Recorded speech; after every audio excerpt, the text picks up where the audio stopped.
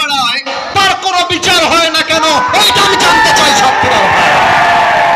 18 বছরের আগে কোনো মেয়ে হালাল ভাবে বিয়ে করলে যদি অন্যায় হয়ে যায়, 16 বছরের যেই মেয়েটা টিকটকে জামা খুলে বেহায়ার মতো নেচে বেড়ায় তার কোনো বিচার হয় না কেন, এইটা আমরা জানতে চাই।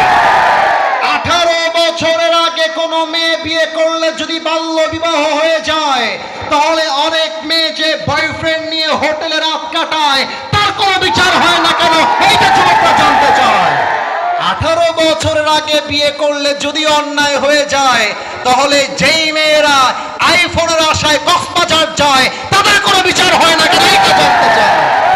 ও তার মানে যেহেতু বিয়েটা কঠিন করা আছে, এটাই প্রমাণ করছে পার্লামেন্ট চলছে আল্লাহর কোরআন দিয়ে নয়, পার্লামেন্ট চলছে আমেরিকা তথা পশ্চিমা সভ্যতার মাধ্যমে, ঠিক কিনা বলেন? এই যে এতগুলো মায়েরা বোনেরা আমার ওয়াজ শুনতে আসছেন,